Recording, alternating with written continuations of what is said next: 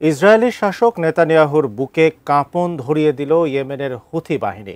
প্রথমবারের মতো তেল আবিবের বিরুদ্ধে ক্লাস্টার মিউনিশন যুক্ত ক্ষেপণাস্ত্র ব্যবহার করেছে হুথিরা, যা ঠেকাতে ব্যর্থ হয়েছে ইসরায়েলের আকাশ প্রতিরক্ষা ব্যবস্থা।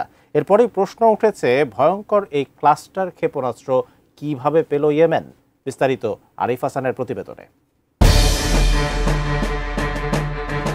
মধ্যপ্রাচ্যের ভূরাজনীতিতে নতুন মোড় আনল হুথি নিয়ন্ত্রিত ইয়েমেনের সাম্প্রতিক হামলা। প্রথমবারের মতো ইসরায়েলের বিরুদ্ধে ক্লাস্টার মিশনযুক্ত ক্ষেপণাস্ত্র ব্যবহার করেছে তারা। গত 22 আগস্ট গভীর রাতে রাজধানী তেল আবিবে চালানো এই হামলায় কেঁপে ওঠে ইসরায়েল। একাধিক স্তরের আকাশ প্রতিরক্ষা ব্যবস্থা থাকা সত্ত্বেও মিসাইলটি ঠেকাতে ব্যর্থ হয় ইসরায়েলি প্রতিরক্ষা বাহিনী IDF। ইসরায়েলের আকাশ প্রতিরক্ষা ব্যবস্থায় রয়েছে মার্কিন প্রযুক্তির থার্ড, আলোচিত আয়রন ডোম, উন্নত অ্যারো এবং ডেভিড স্লিং। 4 ধাপের এই শক্তিশালী প্রতিরক্ষা ব্যবস্থা একাধিকবার ইরান ও ফিলিস্তিনি হামলাকে প্রতিহত করেছে। কিন্তু এবার ঘটল ব্যতিক্রম ঘটনা। ইয়েমেনের ছোড়া ক্ষেপণাস্ত্রটি বিভক্ত হয়ে ছোট ছোট সাবমিশনে রূপ নেওয়ায় প্রতিরক্ষা ব্যবস্থা ভেদ করে লক্ষ্যভেদ করতে সক্ষম হয়। সাধারণ ব্যালিস্টিক মিসাইল যেখানে এক জায়গায় বিস্ফোরণ ঘটায়, সেখানে ক্লাস্টার মিশন একসাথে 7 থেকে 8,000 মিটার উচ্চতায় বিভক্ত হয়ে কয়েক কিলোমিটার জুড়ে ছোট ছোট বিস্ফোরণ ঘটায়। ফলে ক্ষয়ক্ষতির পরিমাণ বহুগুণ বেড়ে যায়। বিশ্লেষকদের মতে এই বৈশিষ্ট্যের কারণেই IDF মিসাইলটি আটকাতে ব্যর্থ হয়েছে।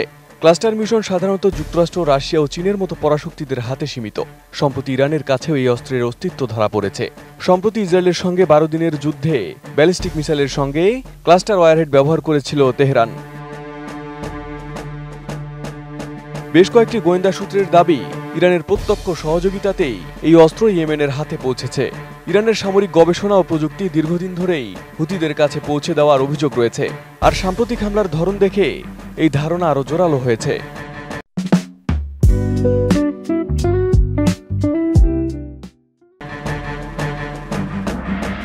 এদিকে হামলার পর ইসরায়েলি সামরিক মহলে ব্যাপক আলোড়ন সৃষ্টি হয়েছে। কারণ এতদিন তারা বিশ্বাস করত হুথিদের হাতে থাকা অস্ত্র তুলনামূলক পুরনো এবং সীমিত ক্ষমতার।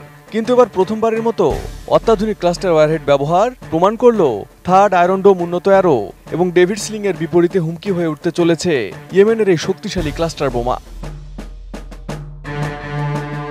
তবে এই হামলার পর ইসরায়েলি সামরিক বাহিনী 24 আগস্ট ইয়েমেনের রাজধানী সানায় বিমান হামলা চালায়। এই হামলায় নিহতের সংখ্যা বেড়ে 6 জনে দাঁড়িয়েছে। এছাড়া আহত হয়েছেন 86 জন।